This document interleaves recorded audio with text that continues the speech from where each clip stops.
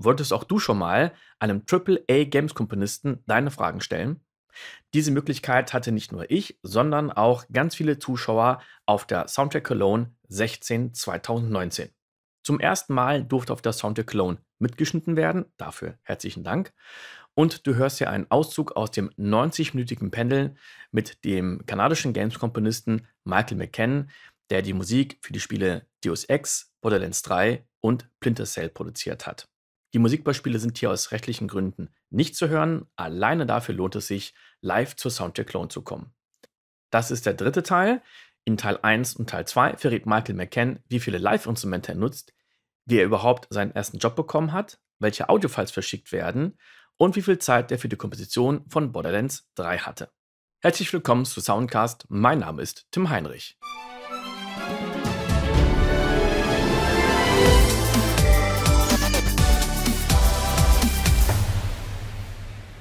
Yeah. Where do I got more pressure? Is there more pressure at the games or at the television? I think if I had more experience in TV, I might have a better answer to that. But I think the schedules have been better for me. When I did a show for Discovery where I did 10 hours of music and 4.5 hours of music in 10 weeks, and I was like, I'm never doing that again. Like, yeah. But there's guy I was talking to, I think Jack, or I might have been Jeff too, about there's some television composers that are doing 30 to 40 minutes of music every week, and for months, and they're really good at it. And it can take me like a month to do like 5 minutes.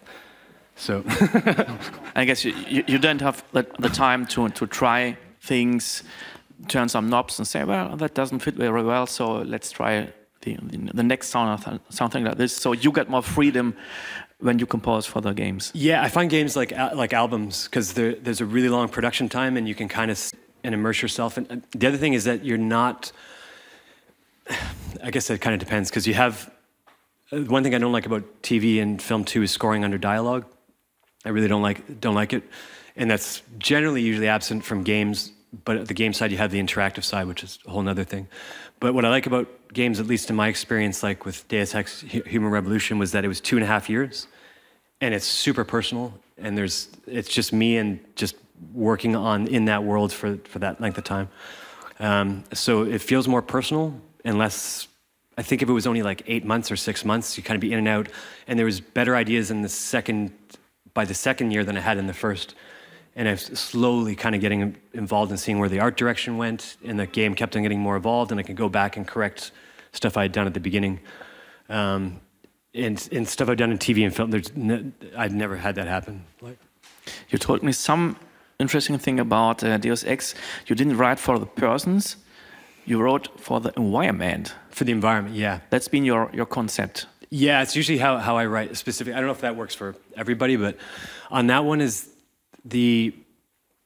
when I saw the art direction, they didn't give me any gameplay. They had some video, but the art directors at Eidos are amazing, and they sent me all the still images, and the still images were more inspiring than I think anything they could have done for in-game. It's just the lighting was beautiful, the colors, like the specific style and tone and the emotion of what they were going for was totally clear.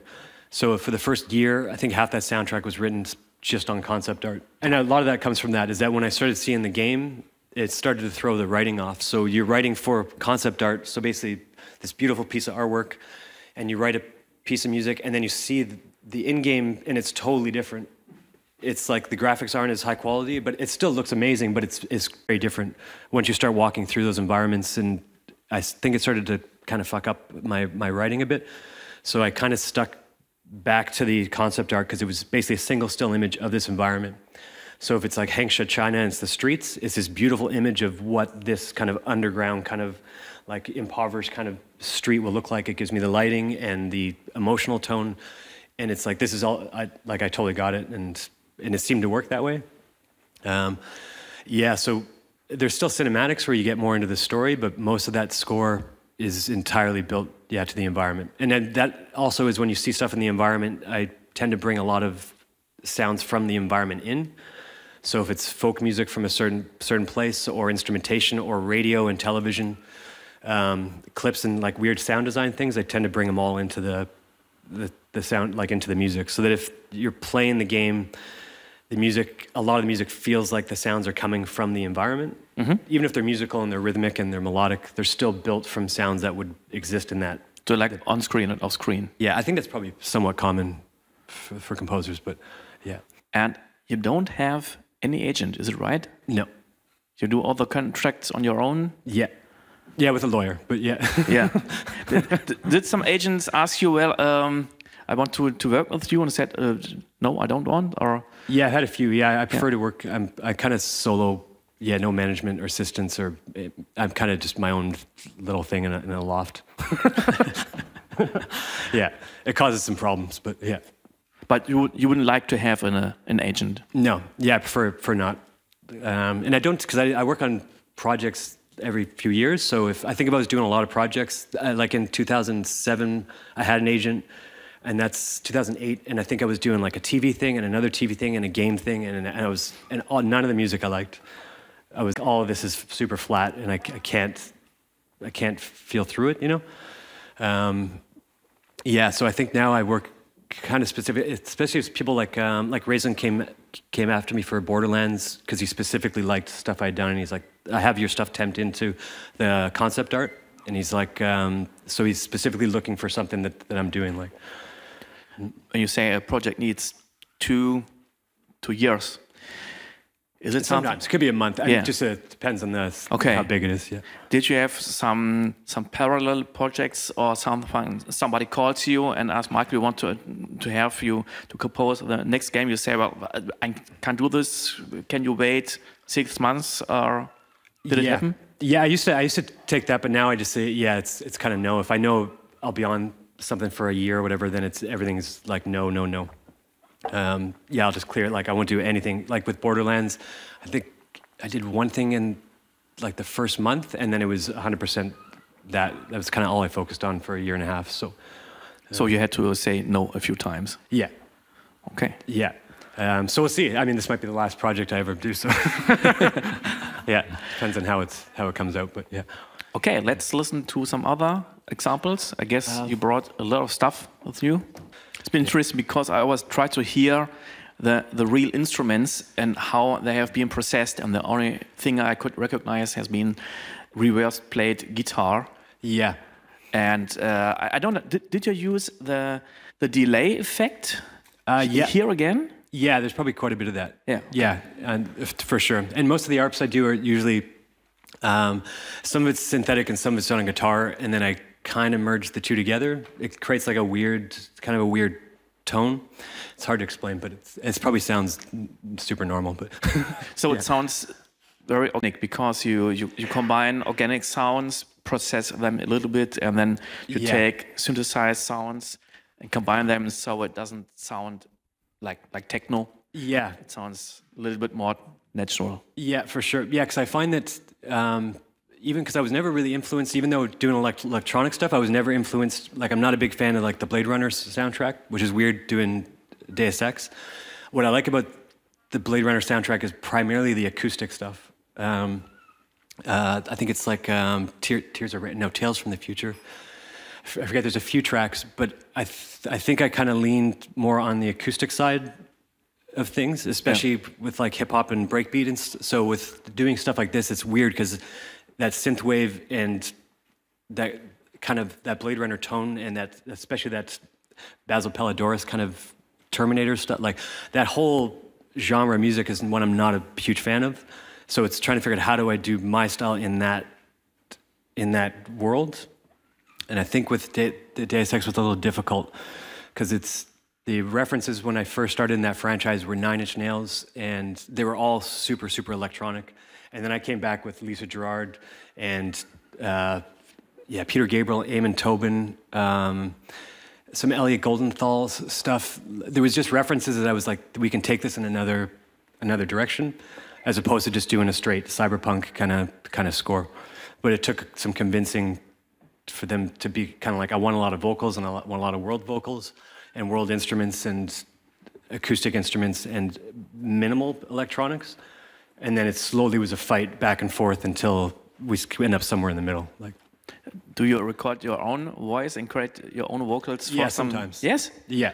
Yeah, I have a kind of catalog of stuff I've recorded, but yeah, it could be library stuff or Ariel and Area I used a lot. So all the leads in that opening credits are Ariel, Angle. Yeah, so it's depends, but I have a big catalog of stuff I just constantly pull from. Okay, are there, a lot of questions, great. So I bring you the microphone. We start here in the first. You said that for Splinter Cell you had to work 7 days a week, 24 hours. That listens for me. That's like crunch time in the games industry. Do you have the same issue with the other projects, or did that get better with, for example, Borderlands 3 or Deus Ex? No, yeah, I'm the same. I know exactly what you're talking about because I think in the game industry there's that crunch. That's there's in Canada it's been a bit controversial with the hours some of the game industry is pulling. For mine, I don't have to do those hours. I set my own hours. I could work from like 9 to 5 and be done. I think I get really obsessed, so so it turns into like not sleeping and just. I think there's probably a lot of us like that. Like. Yeah, I don't. I have a question, but I am not really sure on how to put it into words. I think, well, Deus Ex: Human Revolution is quite different from the earlier Deus Ex titles in like mostly everything, and it's kind of like they only took inspiration from the first games and build a completely new thing. Yeah. Did you took any inspiration from the soundtracks of the first games, or? Yeah, there's some influence. Like I know when we did the on rail, I took UNATCO and built it into the theme for that. But for the most part, when I saw the art direction, I'd played the first game, I knew it super well. But when I saw the art direction, I was like, none of that music's going to fit in what I'm seeing. Yeah. Because they had these beautiful. Everything was kind of yellow and super dark and really warm. And the first Deus Ex got a really blue, cold tone to it. Yeah. And they had this whole, like the story, I think, following with Megan, like with the main character kind of like losing her. And there was this whole emotional element and personal side that was like, it's in the first Deus Ex, but not in the way they presented it, like with these opening credits. It just felt a lot more, the style felt really different. Yeah. So I think when I started to push into the acoustic side, that's kind of where the pushback was, is that the first Deus Ex has some, I think, some jazz but it's primarily, I think, 99% electronic, and I think when they brought me on, and it was a pitch process too for that, is that they had a few people pitching, and I pitched something that was fairly acoustic, but for whatever reason, whatever I did fit with the artwork that they were doing, and the kind of art direction, and as soon as they gave me the green light, then it was me fighting for kind of how I wanted it to sound. So, yeah, and it's a pretty big departure from the first one. Just a quick question. You talked about the music systems for Borderlands 3 and Splinter Cell, and I was just wondering how these end up in the actual game. Like, how much of the music that is playing in the game does actually use these, and will there be cues that interrupt these for combat or whatever? Right. Yeah, for sure. Like, say, like that system I'm showing for Borderlands is weird because it's not like, say, with Splinter Cell and Deus Ex. There's a lot of cinematic elements. There's a lot of story building, and there's some of that Borderlands, but most of the music is in game. You're always fighting. It's like there's not a lot of breaks, even when you're kind of mellowed out. There's just crazy shit happening all the time. So in that case, there's not a lot of break from. Everything I did was 100% in the system, except for the main ship, which I think they've shown on YouTube. So basically the systems cover the whole range of emotions and intensity, and it's always using the system? Yeah, there's some cinematics that kind of break it up. There's a few, and then there's a central hub. There's a couple of kind of hubs where it's just ambient. Okay, yeah. But ideally, any of the maps can be ambient, because it depends on how you play, too. Oh, yeah. I think they've also got a system where the music will heavily adjust depending on how good you are. So if you're kind of amped up and you're walking through an environment and it's not a problem, then the music will reflect that. That became a problem because people want action music even if they're they're level 50 and they're playing on the first level.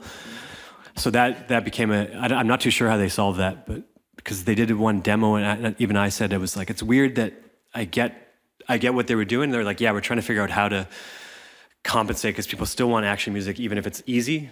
But we also want this language that if it's telling you how difficult this situation is. So, but yeah, it'll be interesting, like how it's received, because it's a pretty compared to, I think with 2, they went way up in complexity. So interesting. Thank you. Yeah. I'm actually very interested in the process of you like selling your ideas. Like you said, you go going like into more of an organic feel with the soundtrack.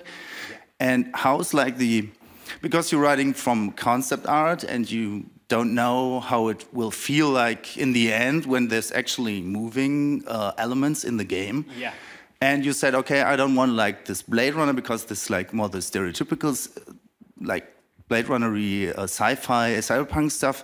But how did you achieve how did you convince the people to say, okay, I want to go in this direction? Did you give them also your thought process on it? It's a bunch of tracks, so they have options. Yeah, I don't think I would have won that battle if they hadn't done playtesting. Okay. The playtesting, I think, sold it. Said they were getting really positive feedback, and I think they were like, okay, we'll just keep on going, and we'll see. But yeah, but they were testing really early. I think there was the first couple of things when I first started that I was building tracks, and then they were immediately doing some playtests for bugging, and they were getting positive feedback on the music. So they were like, okay, we're doing like this is working, so keep on going in this direction. But I think I was pretty stubborn. Once I started, I had a really good idea of what I wanted to do, and then I think I would have done it until they fired me if they didn't like it. Like I would have kept on going and wouldn't have backed down. So there was some compromise, but I think it was also me understanding that I was going way too far on the acoustic side and a need to, like even the first trailer I played, has the ARP. There's an ARP running through it. In the first version I did it was more acoustic. And then we had to backtrack a bit and bring in some synth stuff, and it felt like it grounded it kind of introduced the sound better of what the game would sound like. And that's partially why they kept on with me with the marketing too. They were like, we kind of want everything to match. But anyway, sorry, I kind of ramble on. Thanks. Thanks for taking time to tell us more about your process and the ideas you have and had on your projects, especially for Deus Ex: Mankind Divided, as you worked in 3, like Ed and Sasha and you.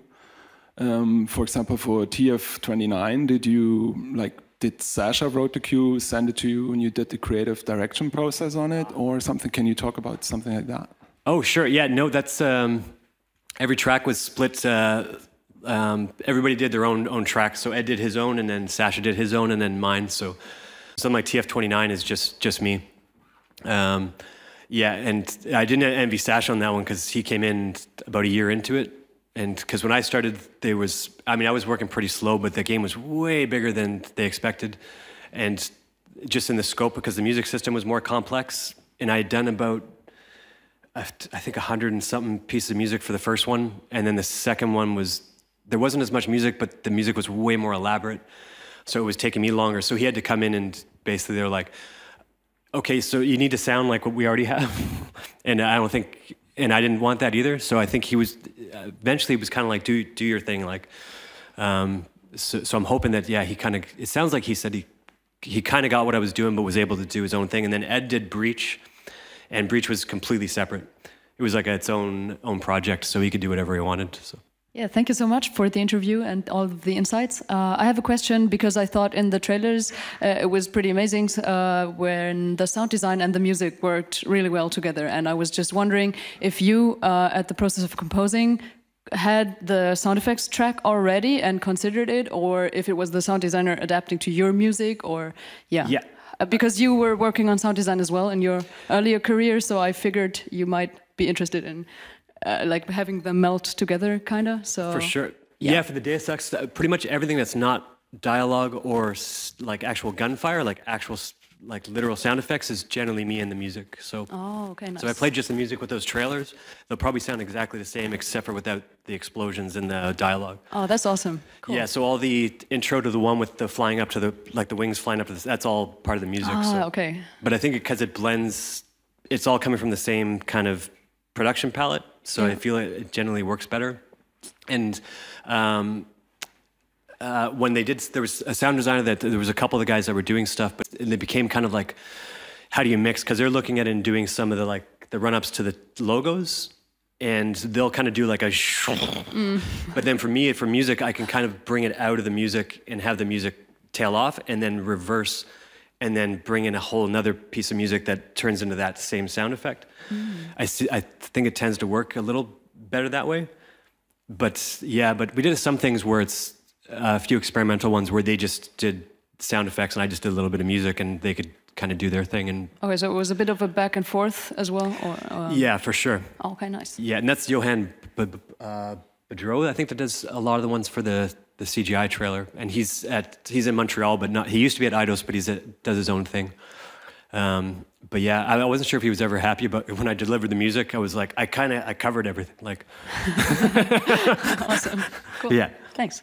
Hey, regarding your solo albums as an entry point, can you get a bit more into that? Like, what else can you recommend besides sending it out to everyone? Because I'm at a similar point in my career where I bring out solo albums and trying to get into the gaming industry, but it's hard to get it to the people. Yeah, because I know today is a lot different. I think when I was doing it in the 90s, there wasn't the same competition. I think at one point they said in MySpace there was 5 million bands. And it's like, shit.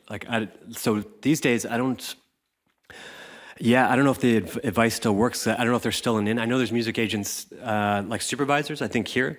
And I'm actually curious how they work today.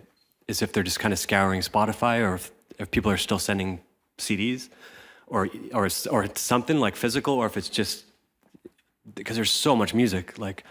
Yeah, I think that's part of the problem. Like, yeah. I think you don't really send out CDs, but more like links to Bandcamp or SoundCloud or whatever. Yeah. But it's like so much like labels are being flooded with it, or music magazines, if they are even being read these days. Yeah. So yeah, it's really hard to get attention in this whole mass. Yeah. Yeah, and I find, like, I don't know how other people find music, but I tend to find YouTube seems to be a place, because I think the way, I don't know, that'll probably come up in this conference of how the licensing for streaming is working. Because I find a lot of tracks, if you listen to something on YouTube that the person has just put in, is something, a track that they like. Even for game scores, I find a lot of people find my stuff through people that uploaded it with something else. So it might be like a GoPro video and people have put a track against it, and like, so, but yeah, it seems a little intimidating. If you're coming in, is that I don't know what, yeah, because in the 90s, you could literally just send something to like the supervisor at MTV, like, and it would go right to the desk and I would get a call, like, we got your package and we might use some of your stuff. I don't think you could do that today. No. There's got to be I don't know, there's got to be some, yeah. Thanks anyway. Yeah, sorry. Yeah, I have no It's all right, it's right, it's tough. Really quickly, why did you switch back to Cubase? Or from Nuendo? Yeah, because I think it's this. We were talking about this. Yes. The Steinberg has a thing with Nuendo and Cubase, who gets what features first. And I found that Cubase kept on getting what I wanted first, and then Nuendo would get it a year later. So they did that with a few things, and Nuendo had an EPK with NEK. Nuendo expansion kit. Yeah. Now it's all included. Okay. Yeah. Yeah. And I started with sound design in Nuendo first. So the films I did in Canada, we were working on Nuendo back in version 1. So I stuck with it because I knew it super well. But when I kept on seeing Cubase was getting better music features, yeah, I flipped over. Thank you for taking the time, and I wish you a great SoundtrackCologne. Thank you, Michael. Yeah, thank you, everybody. Die 3 Tage der SoundtrackCologne gingen wirklich rum wie im Flug. Es gab tolle Panels, inspirierende Leute und ich habe wieder viele nette Leute und Kollegen getroffen. Daher empfehle ich dir, komm zur nächsten SoundtrackCologne 2020 vom 22. bis 25.04. Du möchtest mit mir oder anderen über die einzelnen Folgen sprechen? Dann schick mir einfach eine Nachricht per E-Mail oder komm in die Facebook-Gruppe. Wenn du noch weiteren kostenlosen Content haben möchtest, wie Samples oder Zusammenfassungen, dann abonniere einfach den Newsletter und du bekommst kostenlos mein E-Book mit 45 Einnahmequellen für Musiker. Die Links findest du in den Shownotes.